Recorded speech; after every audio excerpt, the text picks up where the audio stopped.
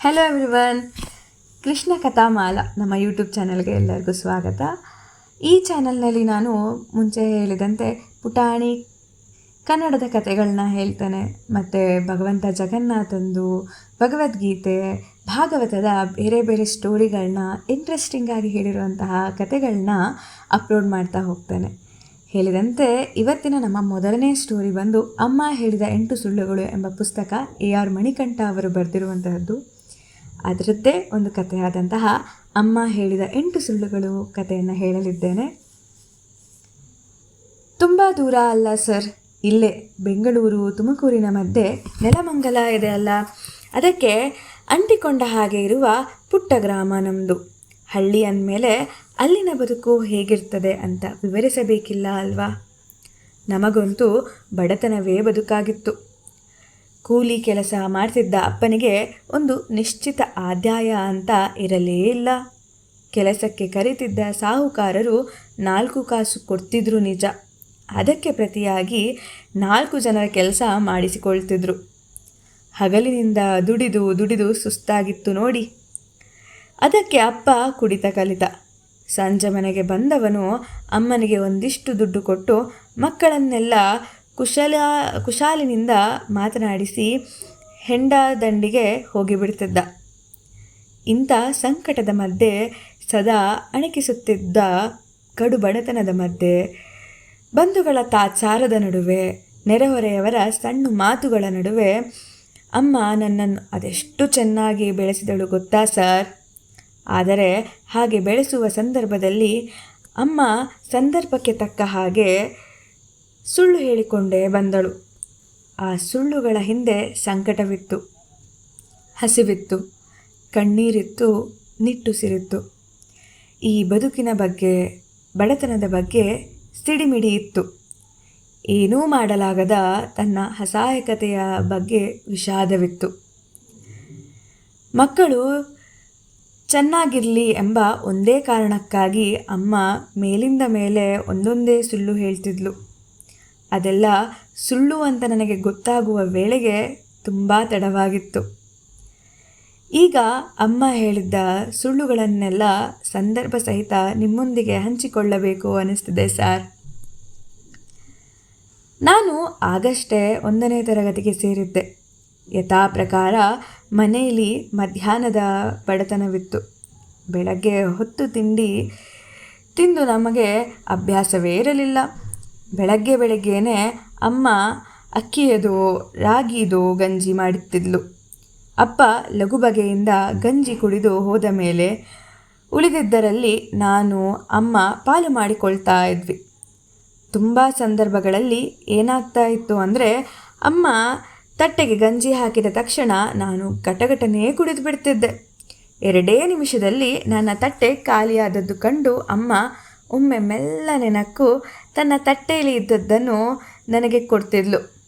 ನಾನು ಅಚ್ಚರಿಯಿಂದ ಅಯ್ಯೋ ಯಾಕಮ್ಮ ಎಂಬಂತೆ ನೋಡಿದರೆ, ಕಂದ, ನನಗೆ ಈಗ ಹಸಿವಾಗ್ತಾನೇ ಇಲ್ಲ ನೋಡಪ್ಪ, ನೀನು ಸ್ಕೂಲ್ಗೆ ಹೋಗಬೇಕಲ್ಲ, ಸುಸ್ತಾಗುತ್ತೆ, ತಗೋ ಹೊಟ್ಟೆ ತುಂಬ ಕುಡಿ, ಹೇಗಿದ್ದರೂ ನನಗೆ ಹಸಿವಾಗ್ತಿಲ್ಲ ಅನ್ನುತ್ತಿದ್ದಳು.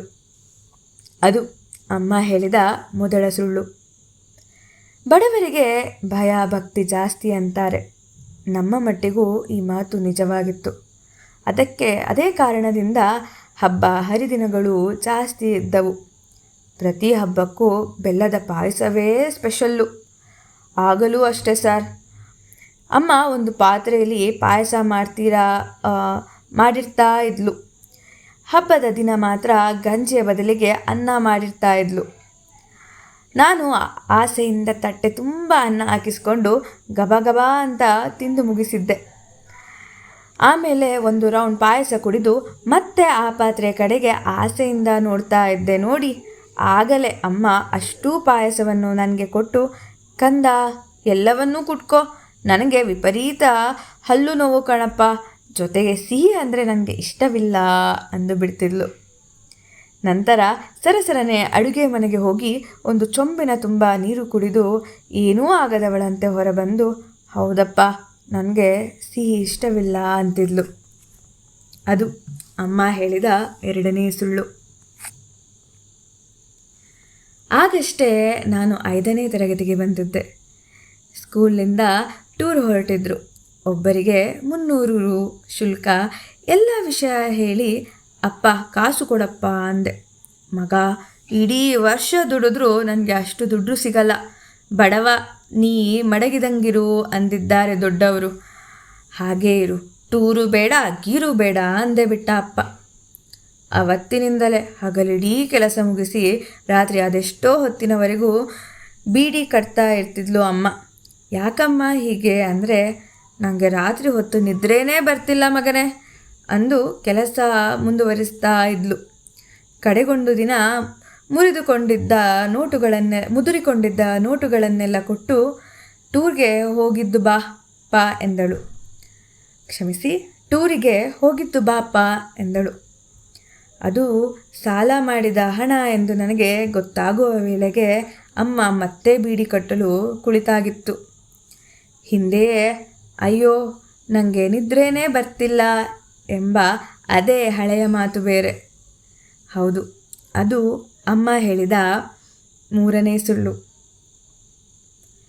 7ನೇ ತರಗತಿಗೆ ಬರುವ ವೇಳೆಗೆ ನನಗೆ ಸ್ಕಾಲರ್ಶಿಪ್ ಬಂತು. ಭರ್ತಿ 100 ರೂಪಾಯಿ.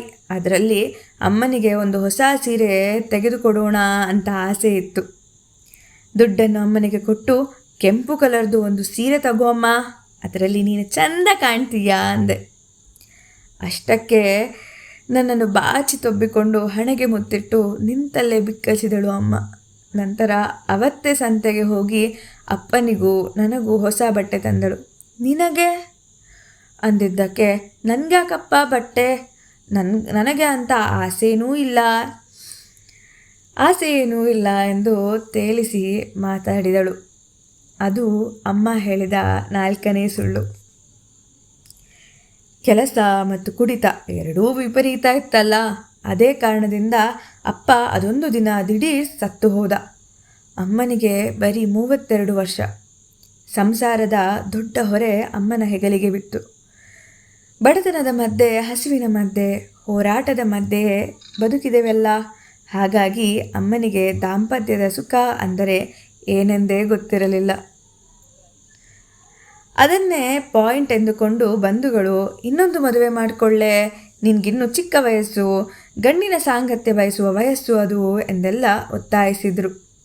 ಇಲ್ಲ, ನನ್ನೆದೆಯಲ್ಲಿ ಈಗ ಪ್ರೀತಿ, ಪ್ರೇಮ, ಪ್ರಣಯ ಎಂಬಂಥ ಸೆಂಟಿಮೆಂಟ್ಗೆ ಜಾಗವೇ ಇಲ್ಲ ಎಂದು ದೃಢವಾಗಿಯೇ ಹೇಳಿಬಿಟ್ಟಳು ಅಮ್ಮ.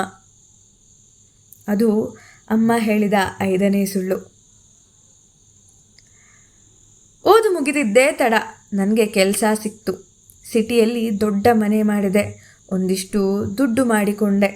ಅಮ್ಮ ನನಗೋಸ್ಕರ ಪಟ್ಟ ಕಷ್ಟವೆಲ್ಲ ಗೊತ್ತಿತ್ತಲ್ಲ, ಅದೇ ಕಾರಣದಿಂದ ದುಡಿಮೆಯ ಹಣವನ್ನೆಲ್ಲ ಅಮ್ಮನ ಕೈಗಿಟ್ಟು, ಅಮ್ಮ ಇದೆಲ್ಲ ನಿನ್ನದು, ತಗೊಂಡು ಹಾಯಾಗಿರು, ಈಗಿನಿಂದ ಕೆಲಸ ಮಾಡೋದು ನಿಲ್ಲಿಸು, ಈ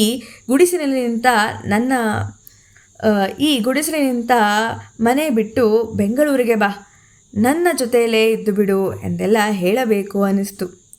ಸಡಗರದಿಂದ ಊರಿಗೆ ಹೋದವನು ಎಲ್ಲವನ್ನೂ ಹೇಳಿದೆ. ಅಷ್ಟೂ ದುಡ್ಡನ್ನು ಅಮ್ಮನ ಮುಂದೆ ಸುರಿದೆ. ಅಮ್ಮ ಅದನ್ನು ನೋಡಲೇ ಇಲ್ಲ ಎಂಬಂತೆ ಅಷ್ಟನ್ನೂ ತೆಗೆದು ನನ್ನ ಕೈಲಿಟ್ಟು ಹೇಳಿದಳು, ಮಗ, ನನ್ನ ಹತ್ರ ದುಡ್ಡಿದೆ ಕಣಪ್ಪ, ಮಡಿಕೆ ಕುಡಿಕೆಯಲ್ಲೆಲ್ಲ ಅಡಗಿಸಿಟ್ಟಿದ್ದೀನಿ ಕಣೋ, ಅದೆಲ್ಲ ಖರ್ಚಾದ ಮೇಲೆ ನಿನ್ನ ಹತ್ರ ಕೇಳ್ತೀನಿ, ಸದ್ಯಕ್ಕಂತೂ ನನಗೆ ದುಡ್ಡಿನ ಅಗತ್ಯನೇ ಇಲ್ಲ. ಹೌದು, ಅದು ಅಮ್ಮ ಹೇಳಿದ 6ನೇ ಸುಳ್ಳು. ಅಮ್ಮ ನನ್ನ ಯಾವುದೇ ಆಸೆಗೂ ಅಡ್ಡಿ ಬರಲಿಲ್ಲ. ಮುಂದೆ ನನ್ನಿಷ್ಟದಂತೆಯೇ ಮದುವೆ ಆಯಿತು. ಶ್ರೀಮಂತರ ಮನೆಯಿಂದ ಬಂದಿದ್ದ ನನ್ನ ಹೆಂಡತಿ ಅಮ್ಮನಿಗೆ ಅಡ್ಜಸ್ಟ್ ಆಗಲೇ ಇಲ್ಲ. ಅಮ್ಮನ ಮೇಲೆ ಅವಳದು ದಿನಾಲೂ ಒಂದಲ್ಲ ಒಂದು ದೂರು. ನಿಮ್ಮಲ್ಲಿ ಸುಳ್ಳು ಹೇಳೋದೇಕೆ ಸರ್? ಪ್ರಾಯದ ಮದ, ಹೆಂಡತಿಯ ಮೇಲಿನ ಮೋಹ ನೋಡಿ ನಾನು ಅವಳ ತಾಳಕ್ಕೆ ತಕ್ಕಂತೆ ಕುಣಿದೆ. 1-2 ಬಾರಿ ಅಮ್ಮನನ್ನೇ ಗದರಿಸಿಬಿಟ್ಟೆ. ಹೊಂದಾಣಿಕೆ ಮಾಡಿಕೊಂಡು ಹೋಗೋಕ್ಕಾಗಲ್ವಾ ಎಂದು ಅದೊಮ್ಮೆ ರೇಗಿಯೂ ಬಿಟ್ಟೆ. ಅವತ್ತು ಇಡೀ ದಿನ ಅಮ್ಮ ಮಂಕಾಗಿದ್ದಳು. ಆ ದೃಶ್ಯ ಕಂಡದ್ದೇ ನನಗೆ ಕಪಾಳಕ್ಕೆ ಹೊಡೆದಂತಾಯಿತು. ಅಮ್ಮ ತಪ್ಪಾಯಿತು ಕ್ಷಮಿಸು ಎಂದು ನಾನು ಕೇಳುವ ಮೊದಲೇ, ನಾನು ಹಳೇ ಕಾಲದ ಹೆಂಗಸು, ತಪ್ಪು ಮಾಡಿಬಿಟ್ಟೆ, ಕ್ಷಮಿಸಿಬಿಡಪ್ಪ ಎಂದು ಅಮ್ಮ ನಮ್ಮಿಬ್ಬರದ್ದೂ ತಪ್ಪಿಲ್ಲ ಎಂದು ಘೋಷಿಸಿದಳು. ಅದು ಅಮ್ಮ ಹೇಳಿದ 7ನೇ ಸುಳ್ಳು. ಕಾಲ ಅನ್ನೋದು ಕೃಷ್ಣ ಚಕ್ರದ ಥರ ಗಿರಗಿರಾ ಅಂತ ಓಡಿಬಿಡ್ತು. ಅಮ್ಮ ಹಾಸಿಗೆ ಹಿಡಿದಿದ್ದಳು. ದಡಬಡಿಸಿ ಹೋದರೆ, ನಿಮ್ಮ ತಾಯಿಗೆ ಕ್ಯಾನ್ಸರ್ ಕಣ್ರಿ, ಆಗಲೇ ಫೈನಲ್ ಸ್ಟೇಜ್ಗೆ ಬಂದು ಬಿಟ್ಟಿದ್ದಾರೆ. ತಕ್ಷಣ ಆಸ್ಪತ್ರೆಗೆ ಸೇರಿಸಿ, ಇನ್ನು ಕೆಲವೇ ದಿನ ಅವರು ಬದುಕೋದು, ಹುಷಾರಾಗಿ ನೋಡಿಕೊಳ್ಳಿ ಅಂದರು ಡಾಕ್ಟರ್. ನಾನು ಹೆದರುತ್ತಲೇ ಅಮ್ಮನ ಬಳಿ ಬಂದೆ.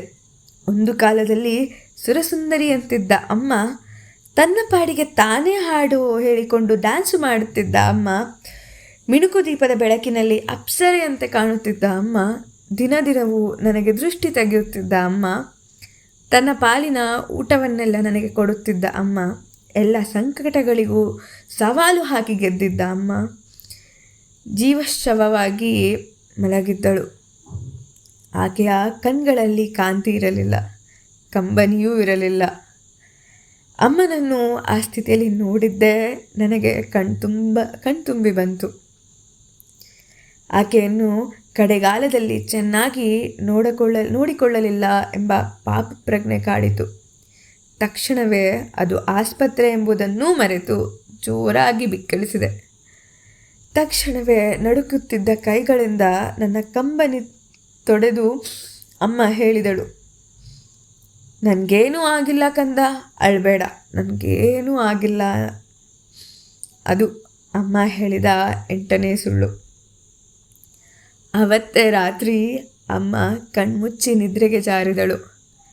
ಆಕೆಯ ಪಾಲಿಗೆ ಮತ್ತೆ ಬೆಳಗಾಗಲಿಲ್ಲ.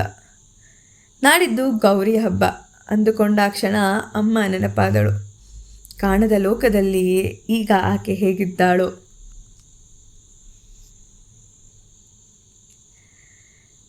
ಇಲ್ಲಿಗೆ ಈ ಕಥೆಯು ಮುಗಿಯುತ್ತದೆ. ಧನ್ಯವಾದಗಳು.